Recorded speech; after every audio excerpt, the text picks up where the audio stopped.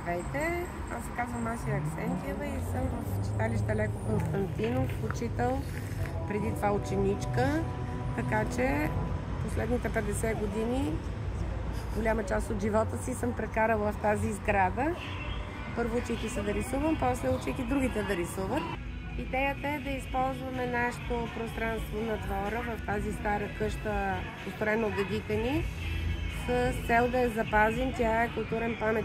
Затова заедно с децата творим на двора и продаваме наши картички, изкуства, принтове.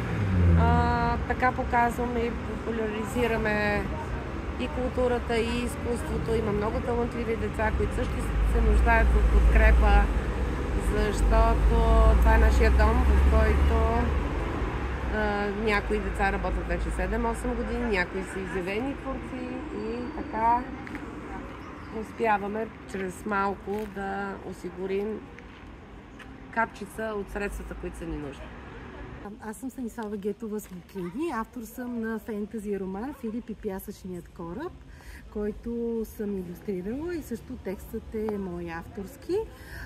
В книжката се разказва за пътешествията и приключенията на Филип и как той се среща с приказни същества и много интересни места. И тук ще видите мои илюстрации, така най-добрите ми илюстрации, които съм правила по книгата.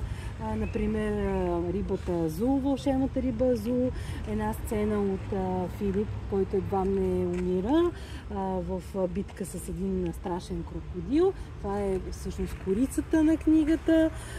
Това са рисунки, графики, рисувани с туш и перо, с тънкотисък, обработени на програма.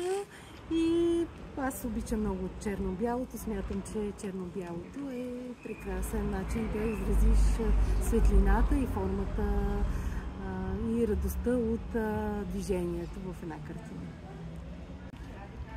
Катя Лапатова съм.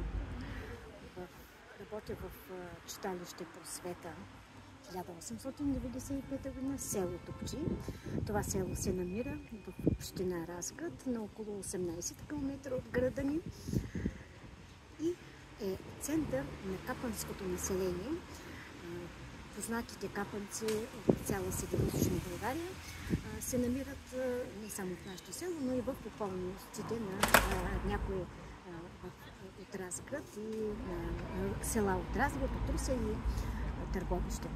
Всички експонати, мога така да ги нарека, които днес виждате, са изцяло авторски на нашето читалище. Няма повторение, т.е. можем да ги наречем и бутикови. Разбира се, залагаме на съвременните вече тъкани и накити, за да могат те да се прилагат и сега в нашия бит. Харесват се и се търсят от съвременните хора, бих казала и мъже, и жени ги търсят.